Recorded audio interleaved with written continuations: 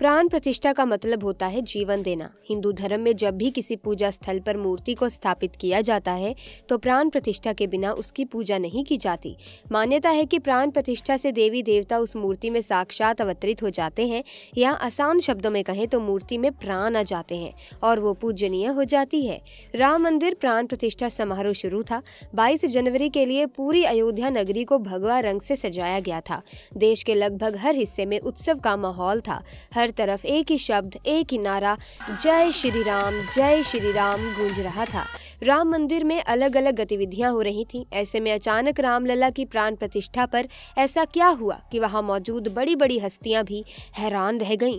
जब से अयोध्या सुनवाई का फैसला आया है तब से एक से बढ़कर एक अच्छे काम हो रहे हैं और अयोध्या नगरी में शुभ संकेत मिल रहे हैं। जब से अयोध्या निर्माण का काम शुरू हुआ है सभी देवी देवता कोई न कोई बहाने से कोई न कोई स्वरूप धारण करके अयोध्या की पवित्र भूमि पर, रामलला की पावन भूमि पर अपना आगमन कर रहे हैं। लेकिन सबसे ज्यादा हैरान कर देने वाली बात तो ये है कि जब रामलला के प्राण प्रतिष्ठा का शुभ समय चल रहा था तो वहां ना जाने क्यों अचानक से और पता नहीं कहां से आकर एक छोटा सा वानर रामलला की मूर्ति के चरणों में बैठ गया और प्रभु श्री राम की मूर्ति को एक टक निहारने लगा। कई अनजान लोगों ने कहा कि अरे ये वानर कहां से आ गया, भगाओ इसको। पर वहां मौजूद किसी संत ने कहा, रुको, हिम्मत भी मत करना, ये कोई साधारण वानर नहीं है, ये साक्षात वीर बलि श्री हनुमान है, जो त्रेता युग में भी अपने प्रभु राम के बिना नहीं रह पाते थे। भला वो कैसे रह सकते हैं अपने प्रभु के बिना? वो अपने प्रभु के दर्शन करने के लिए आए हैं, इन्हें मत भगाओ। तो ये सुनकर वहां मौजूद सब लोग हक्के बक्के रह गए और उन्हें ये नहीं समझ में आ रहा था कि ये सब क्या हो रहा है। जब सभी देवी देवता भगवान श्री राम के इस पवित्र मौके पर आ रहे हैं तो भला हनुमान अपने प्रभु के बिना कैसे रह पाते? और इतना ही नहीं, वानर कहाँ टिकने वाले होते हैं, लेकिन ये वानर पूरी शांति के साथ बैठा रहा जब तक कि प्रभु श्री राम की प्राण प्रतिष्ठा का काम पूरा नहीं हो गया। उस दौरान पूरे समय तक प्रभु श्री राम जी की तरफ एक टक देखता रहा और ना जाने क्या क्या बात अपने प्रभु से करता रहा। ऐसे लग रहा था कि मानो श्री राम प्रभु से शिकायत कर रहा था कि हे प्रभु, आप मुझे त्रेता युग में यूं अकेला छोड़कर क्यों चले गए थे? क्यों मुझ पर इस कलयुग का भार सौंपा? आपको पता है ना, मैं आपके बिना नहीं रह पाऊंगा। आखिर क्यों भगवान आप मुझे अकेला छोड़कर चले गए थे? आपको पता है कि कैसे मैंने एक एक दिन करके कितने युग निकाले हैं, कब से आपके आने की प्रतीक्षा कर रहा हूँ। प्रभु, हे भगवान, अब मुझे छोड़कर कभी मत जाना, ऐसी सजा फिर मत देना। प्रभु, मैं आपके बिना नहीं रह पाऊंगा। इसके बाद उस नन्हे से वानर स्वरूप हनुमान जी की आंखों से आंसू आने लगे। बस इतना होना था कि अचानक से मानो ऐसा लगा कि वहां एक पल के अंदर ही लाइट के झोंके ने जैसे प्रवेश किया और सीधा प्रभु श्री राम जी की मूर्ति को क्रॉस कर गया। फिर से सब लोगों ने देखा कि ये क्या हो रहा है। उसके बाद क्या दिखा कि प्रभु श्री राम जी की आंखों में से एक ऐसी चमक दिख रही थी मानो अपने प्राणों से प्रिय भक्त को देखकर प्रभु श्री राम गदगद हो रहे हों और उस वानर से बात कर रहे हों, जैसे कि हे मेरे हनुमान, तुम्हें क्या लगता है मेरे बिना एक तुम ही उदास हो, एक तुम ही मुझसे मिलने के लिए तरस रहे हो? अरे नहीं रे मेरे भक्त, मेरे भरत समान मेरे भाई, मैं भी कितना तड़पा हूँ बिन तुम्हारे, न जाने कैसे रह पाया हूँ बिन तुम्हारे। मैं अपनी मर्जी से तुम्हें छोड़कर नहीं गया था, मेरे प्राणों के आधार मेरे हनुमान। ये तो विधि का विधान है। जब जानकी सांसारिक परीक्षा देते देते थक गई, कभी अग्नि परीक्षा तो कभी लोगों की परीक्षा देकर आखिर में हार कर जब वो मुझे छोड़कर धरती में समा गई थी, तो उसके बाद इस धरती से जाने का मेरा भी वक्त आ गया था। इसीलिए मैंने किसी बहाने से पहले लक्ष्मण को अयोध्या से नगर निकाला दे दिया। उसके बाद भरत और शत्रुघ्न के साथ मैं भी सरयू नदी में जाकर जल समाधि ले ली थी। लेकिन पवन पुत्र हनुमान, तुम्हारा यहाँ इस कलयुग में रुकना जरूरी था, क्योंकि कलयुग वो दौर है, कलयुग वो युग है जहाँ तुम्हारी जरूरत है। क्योंकि त्रेता युग में जब रावण का संहार करना था तो मुझे तुम्हारी जरूरत पड़ी थी। हे मेरे हनुमान, तुम में वो सामर्थ्य है कि तुम एक दहाड़ से पूरे ब्रह्मांड को हिला सकते हो। तुम जैसा कोई बलवान नहीं है और तुम जैसा कोई दयावान भी नहीं है। हे पवन पुत्र हनुमान, तुम गुणवान हो, क्षमावान हो, तुम्हारे जैसा बलवान दूसरा कोई नहीं है।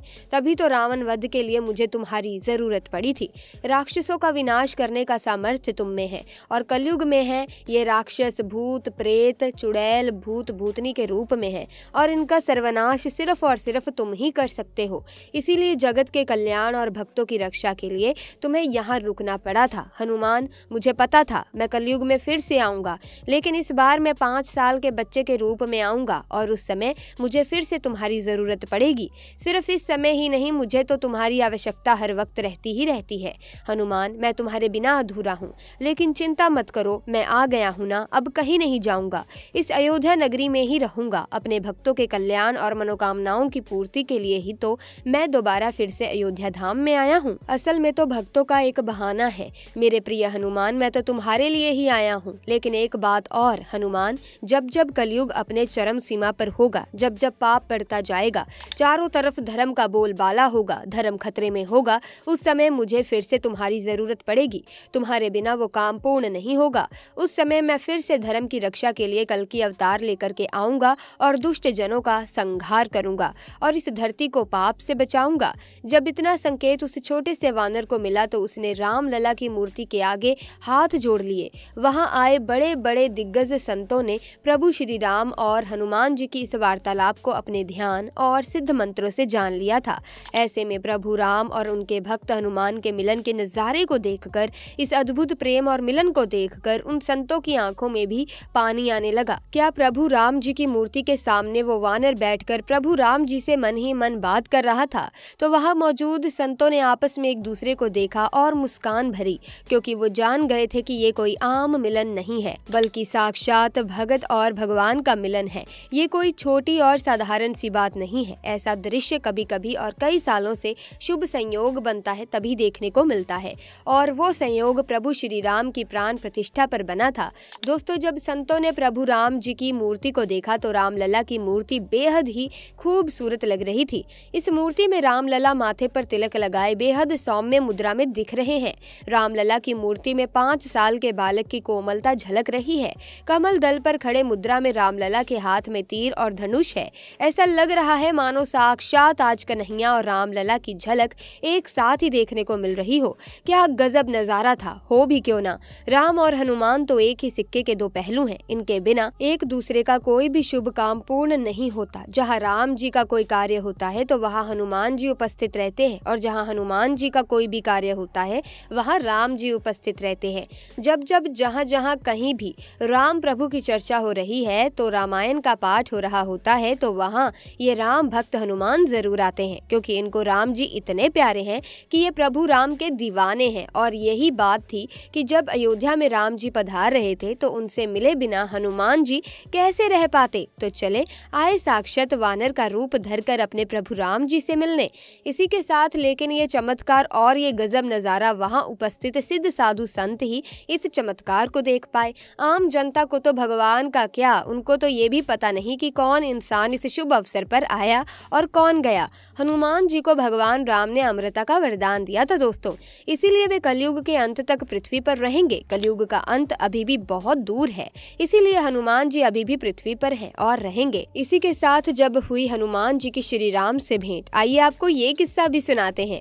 हनुमान जी सुग्रीव आदि वानरों के साथ ऋषिमुख पर्वत की एक बहुत ऊंची चोटी पर बैठे हुए थे। उसी समय सीता जी की खोज करते हुए लक्ष्मण जी के साथ भगवान श्री रामचंद्र जी ऋषिमुख पर्वत के पास पहुंचे। ऊंची चोटी से वानरों के राजा सुग्रीव ने उन लोगों को देखकर सोचा कि वे बाली के भेजे हुए 2 योद्धा हैं, जो उसे मारने के लिए हाथ में धनुष बाण लिए चले आ रहे हैं और बहुत बलवान जान पड़ते हैं। डर से घबराकर उसने हनुमान जी से कहा, हनुमान वो देखो, 2 बहुत ही बलवान मनुष्य हाथ में धनुष बाण लिए इधर ही बड़े चले आ रहे हैं।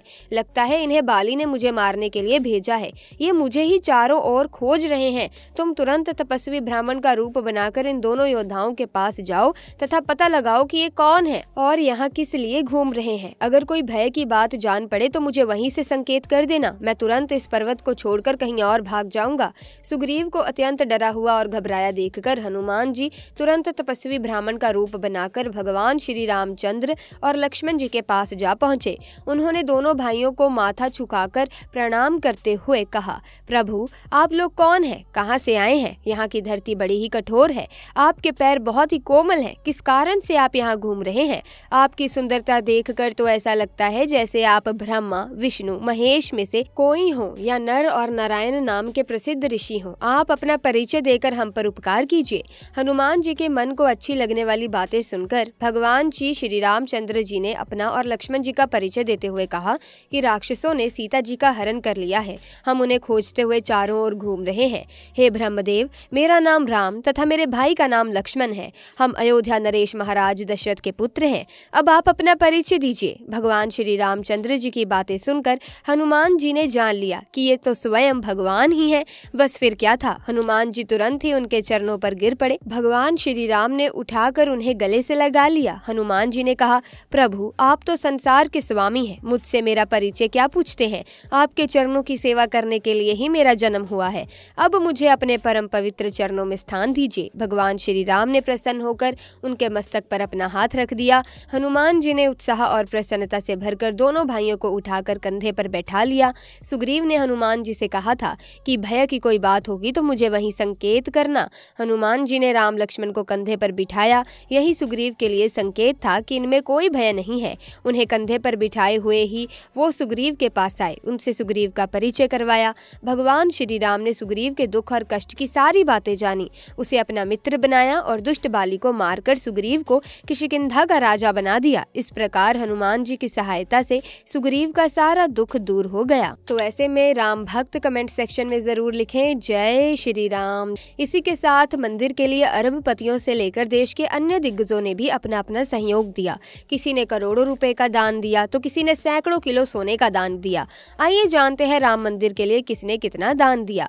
वहीं व्यक्तिगत दान की अगर बात करें तो भव्य राम मंदिर बनाने के लिए अब तक सबसे ज्यादा दान आध्यात्मिक गुरु और कथावाचक मोरारी बापू ने दिया है। इन्होंने राम मंदिर के लिए 11.3 करोड़ रुपए का दान दिया है।